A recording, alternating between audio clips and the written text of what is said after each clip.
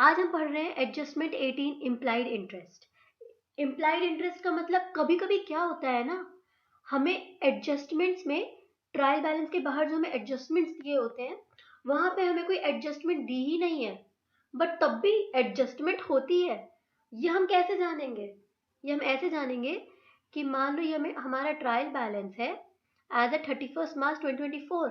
यहाँ हमें एडजस्टमेंट्स में तो कुछ भी नहीं दिया है ट्रायल बैलेंस के बाहर, पर अंदर लिखा है 12% लोन फ्रॉम सुरेश, या फिर हमें लिख के दिया जा सकता है loan from Suresh at the rate of 12% per annum. इस केस में भी जब हमें एडजस्टमेंट्स में कुछ नहीं दिया है तब भी हम अपना इंटरेस्ट कैलकुलेट जरूर करेंगे। ठीक है, अब ट्रायल बैलेंस के अंदर दिया है इंटरेस्ट और लोन फ्रॉम सुरेश 900। इसका मतलब ये है कि 900 रुपीज का इंटरेस्ट हमने सुरेश को पे कर चुका है, पर अभी भी हमने कुछ इंटरेस्ट ऐसा होगा जो हमने सुरेश को पे नहीं किया है। अब वो इंटरेस्ट हम कैसे कैलकुलेट करेंगे, ये देखने से पहले हम जान लेते हैं आखिर कितना इंटरेस्ट उसको एक्रू ही हुआ था, क्योंकि हम हमेशा accrual basis of accounting follow करते हैं।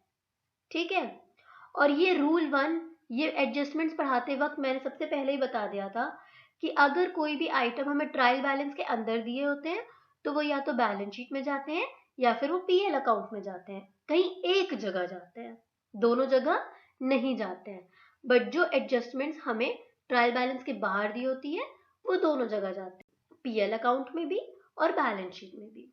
ठीक है, अब ये दिया है loan from Suresh at the rate of 12% per annum, ये तो बैलेंस शीट आइटम है, तो ये कहाँ जाना चाहिए? बैलेंस शीट में। तो हम ये लाइबिलिटी साइड में रिकॉर्ड कर लेंगे, लोन फ्रॉम सुरेश। कितना लोन लिया है हमने सुरेश से? 10,000 रुपीज का लोन लिया है। लिखा है interest on loan from Suresh, कितना इंटरेस्ट है? ये तो पीएल आइटम है, तो हम यहाँ लिख लेंगे interest on loan from Suresh, कितना? 900। अब ये देख लो कि आखिर कितना इंटरेस्ट ऐसा है जो हमेशा हमें सुरेश को पे करना ही करना है। तो वो हुआ 10,000 का, ये रेट उठा लेंगे 12%।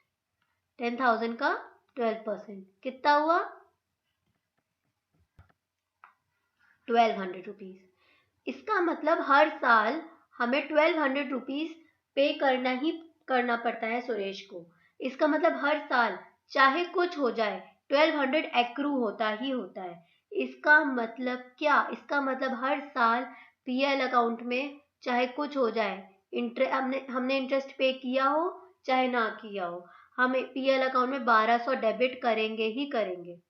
पर हमने तो यहाँ सिर्फ 900 रुपये डेबिट किया है, इसका मतलब अभी और कितना डेबिट होना चाहिए? मतलब आउटस्टैंडिंग इंटरेस्ट कितना है जो पे नहीं हुआ है?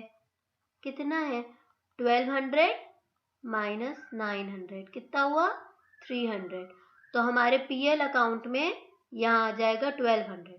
अब क्योंकि आउटस्टैंडिंग इंटरेस्ट हमारा 300 रुपीज है और 300 रुपीज अभी भी हमें पे करना बचा है सुरेश को, इसका मतलब क्या कि ये 300 रुपीज जो अभी भी अनपेड है ये हमारी लाइबिलिटी है जो अभी हमें सुरेश को पे करनी है। तो हम ये इसी में ऐड कर देंगे, ऐड आउटस्टैंडिंग इंटरेस्ट 300। तो हमारा बैलेंस शीट में कितनी फिगर आ जाएगी? 10,300। समझ में आया? कितना इजी था ना। अगर समझ में आ गया है तो वीडियो को लाइक करो, शेयर करो और चैनल को सब्सक्राइब करो, और कोई भी क्वेश्चन हो तो कमेंट बॉक्स में कमेंट करके फटाक से अपने सारे डाउट्स क्लियर कर लो।